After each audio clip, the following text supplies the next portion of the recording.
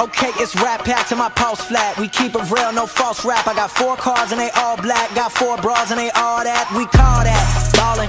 Doing this is my calling. Flow is so appalling. My phone off and she calling. What's up, Internet, and welcome back to Nth-Level Entertainment, the most awesome series, comic book, and movie-related YouTube channel in South Africa. I am your host, Z the Entertainer, and welcome back to episode 5 of the 50 Greatest Movies of All Time review series. Today I'll be reviewing The Good, the Bad, and the Ugly. Now, I just finished watching this film, and yeah, it was not easy to get through. It is literally 3 hours long. It's about 2 hours and 58 minutes. And it's something that's so far out of my wheelhouse, as usual. It's not a superhero movie, it's not a sci-fi action adventure, it's not a comic book movie, it's none of the above. But yeah, nonetheless, it was an enjoyable watch. So the movie is set in the American Civil War. It was directed by Sergio Leone and written by Alberto Grimaldi. So it's one of the first in a series of movies that actually coined the term spaghetti western, a term that I find slightly racist, but it basically means, American Western films that were actually written, directed, or developed in some manner by foreign, individuals, people like Italians mostly, and other cultures of the world. So it's a movie that basically follows. It stars Clint Eastwood, one of his earlier acting roles, and it's basically it's like a 3 hour long buddy cop movie, which starts by this basically like a chant, a hunt for, I think they called it. It was some sort of gold, but yeah, Confederate gold they called it, which had a part to play in the American Civil War. So basically, Clint Eastwood's character, he plays the main protagonist.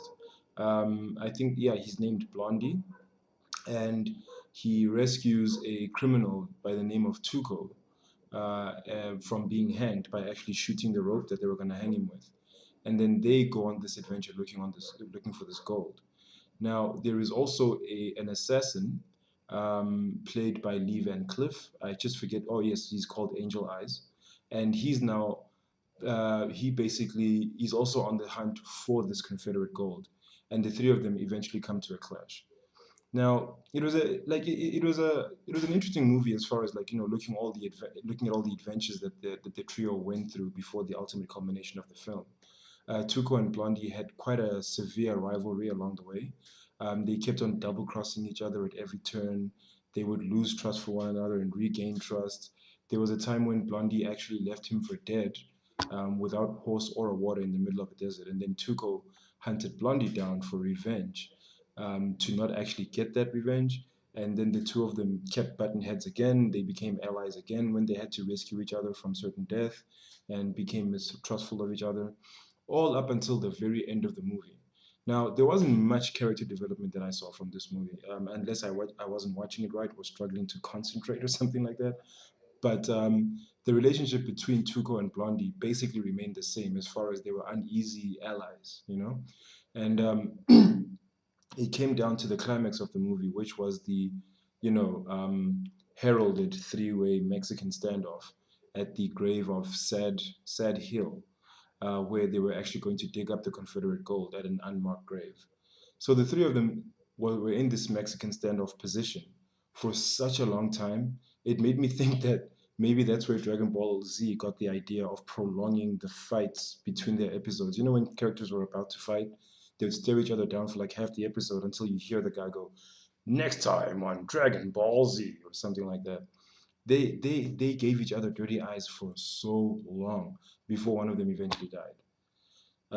So anyway, Tuco and Blondie eventually make up because it's Angel Eyes who actually dies, and then Tuco shares his half of the Confederate gold with him and rides off into the sunset. Now, honestly, maybe I don't know much about film yet.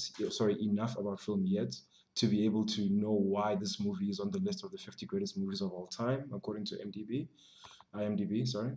But it was an entertaining film. It was nice and nostalgic to watch a spaghetti western again. It's been a long time since I've watched movies like that. But personally, I didn't enjoy it much. Maybe if I give it another watch, I will. So I will give this film a rating of 2 Cowboy Spurs out of 5. simply because I think, look, it's a movie that was made before my time, and I couldn't enjoy it because it doesn't hold up to the visual spectacle that we have in movies today. So anyway, that concludes my review for The Good, the Bad, and the Ugly. Let me know what you thought of the movie in the comment section below. If you haven't seen it, go and watch it. It's nice. It's nothing if not educational for a film buff. So that concludes my time for today. As always, I've been Z the Entertainer. Thank you very much for taking the time to watch this movie. And as usual, people, stay awesome, take care of each other to infinity and beyond. Turn these zeros into tens and commas. Bitch, I'm ballin', closing $1,000,000 deals. Catch me swerving, burning $100 bills. How I feel when you ballin', going places they never go. It ain't all about the money, but I still. Hey guys, thanks a lot. If you want to see some more from us, click here or click here.